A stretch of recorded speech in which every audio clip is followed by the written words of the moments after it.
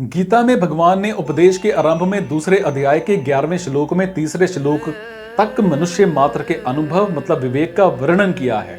यह मनुष्य मात्र का ही अनुभव नहीं है, हालांकि जीव मात्र का भी अनुभव है, कारण कि मैं हूं और ऐसे अपनी सत्ता होने पर उसका अनुभव सथावर जंगम सभी प्राणियों को है।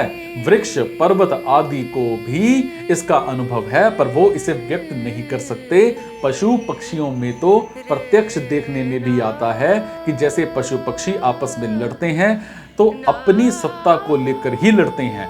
अगर अपनी अलग सत्ता का अनुभव ना हो तो वो लड़े ही क्यों? मनुष्य को तो इसका प्रत्यक्ष अनुभव है ही, परंतु वो ना तो अपने अनुभव की ओर दृष्टि डालता है और ना इसका आदर करता है, और इस अनुभव को ही विवेक या निज ज्ञान कहते हैं। और ये विवेक सब में खुद है और भगवत प्रदत्त है। इंद्रियां, मन और बुद्धि प्रकृति के अंश हैं, इसीलिए इनसे होने वाला ज्ञान प्रकृति जन्य है। शास्त्रों को पढ़ सुन कर इन इंद्रियों, मन, बुद्धि के द्वारा जो परमार्थिक ज्ञान होता है वो ज्ञान भी एक प्रकार से प्रकृति जन्य ही है, और परमात्म तत्व इस प्रकृति जन्य ज्ञान की अपेक्षा अत्यंत विलक्षण है। सो परमात्म तत्व को निज ज्ञान, खुद से होने वाले ज्ञान से ही जाना जा सकता है। और निज ज्ञान अर्थात विवेक को महत्व देने से मैं कौन हूं, मेरा क्या है, जड़ और चेतन क्या है, प्रकृति और परमात्मा क्या है, ये सब जानने की शक्ति आ जाती है। यही विवेक कर्म योग में भी काम आता है, और ये मार्मिक बात है। कर्मयोग में विवेक की दो मुख्य बातें हैं। नंबर 1, अपने होने पर मैं हूं में कोई संदेह नहीं है, और नंबर 2, अभी जो वस्तुएं मिली हुई हैं उन पर अपना कोई अधिपत्य नहीं है, क्योंकि वे पहले अपनी नहीं थी और बाद में भी अपनी नहीं रहेंगी। मैं खुद निरंतर रहता हूं, और ये मिली हुई वस्तुएं शरीर, इंद्रियां, मन, बुद्धि आदि निरंतर बदलती रहती हैं और इनका निरंतर वियोग होता रहता है। जैसे कर्मों का आरंभ और समाप्ति होती है, ऐसे ही उनके फल का भी संयोग और वियोग होता है। इसीलिए कर्मों और पदार्थों का संबंध संसार से है, खुद से नहीं। और इस प्रकार विवेक जागृत होते ही कामना का नाश हो जाता है, और कामना का नाश होने पर खुद सिद्ध निष्कामता प्रकट हो जाती है, अर्थात कर्मयोग पूर्णता सिद्ध हो जाता है। कामना से विवेक ढक जाता है। स्वार्थ बुद्धि, भोग बुद्धि, संग्रह बुद्धि रखने से मनुष्य अपने कर्तव्य का ठीक ठीक निर्णय नहीं कर पाता। वो उलझनों को उलझन से ही अर्थात शरीर, इंद्रियां, मन, बुद्धि से ही सुलझाना चाहता है, और इसीलिए वो वर्तमान परिस्थिति को बदलने का ही उद्योग करता है, परंतु परिस्थिति को बदलना अपने वश की बात नहीं है। इसलिए उलझन सुलझने की अपेक्षा अधिकाधिक उलझती चली जाती है। विवेक जागृत होने पर सारे के सारे जब स्वार्थ बुद्धि, भोग बुद्धि, संग्रह बुद्धि नहीं रहती, तब अपना कर्तव्य स्पष्ट दिखने लग जाता है और सभी प्रकार की उलझनें खुद सुलझ जाती हैं। बाहरी परिस्थिति कर्मों के अनुसार ही बनती है, अर्थात वो कर्मों का ही फल है। धनवता निर्धनता, निंदा स्तुति, आदर निरादर, यश अपयश, लाभ हानि, जन्म मरण, स्वस्थता रुग्णता आदि सभी परिस्थितियां कर्मों के अधीन हैं।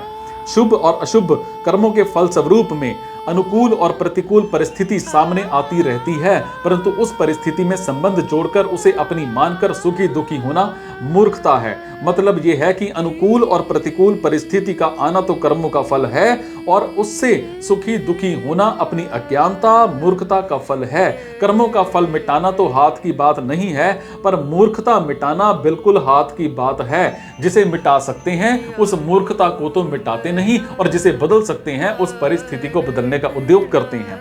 यह महान भूल है। इसीलिए अपने विवेक को महत्व देकर मूर्खता को मिटा देना चाहिए, और अनुकूल प्रतिकूल परिस्थितियों का सदुपयोग करते हुए उनसे ऊंचे उठ जाना अर्थात असंग हो जाना चाहिए। जो किसी भी परिस्थिति से संबंध ना जोड़कर उसका सदुपयोग करता है, अर्थात अनुकूल परिस्थितियों में दुखी नहीं होता, अर्थात सुख की इच्छा नहीं करता, वो संसार बंधन से सुगमता पूर्वक मुक्त हो जाता है। जिसे मनुष्य नहीं चाहता वो प्रतिकूल परिस्थिति पहले किए अशुभ मतलब पाप कर्मों का फल होती है। सो पाप कर्म तो सपने में भी नहीं करने चाहिए, परंतु वर्तमान में नए पाप कर्म ना करने पर भी पुराने पाप कर्मों के फलस्वरूप जब प्रतिकूल परिस्थिति आ जाती है, तब अंतःकरण में चिंता, शोक, भय आदि भी आ जाते हैं। और इसका कारण यह है कि हमने चिंता, शोक को अधिक परिचित बना लिया है। जैसे बिक्री को या जैसे बिक्री की हुई गाय पुराने स्थान से परिचित होने के कारण बार बार वहीं आ जाती है, परंतु उसे बार बार नए स्थान पर पहुंचा दिया जाए तो फिर वो पुराने स्थान पर आना छोड़ देती है। ऐसे ही आज और अभी ये दृढ़ विचार कर लें कि आने जाने वाली परिस्थिति से संबंध जोड़कर चिंता शोक करना गलत है। ये गलती अब हम नहीं करेंगे तो फिर ये चिंता शोक आना छोड़ देंगे। विवेक की पूर्ण जागृति ना होने पर भी कर्मयोगी में एक निश्चयात्मिका बुद्धि रहती है कि जो अपना नहीं है उससे संबंध विच्छेद करना है और संसारिक सुखों को ना भोगकर केवल सेवा करनी है। और इस निश्चयात्मिका बुद्धि के कारण उसके अंतःकरण में संसारिक सुखों का महत्व नहीं रहता, फिर भोगों में सुख है, ऐसे भ्रम में उसे कोई डाल नहीं सकता।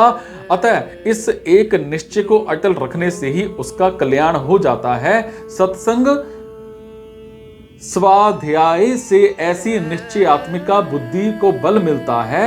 अतः हरेक साधक को कम से कम ऐसा कल्याणकारी निश्चय अवश्य ही बना लेना चाहिए, और ऐसा निश्चय बनाने में सब स्वाधीन है, कोई पराधीन नहीं है। इसमें किसी की किंचित भी सहायता की जरूरत नहीं है, क्योंकि इसमें स्वयं बलवान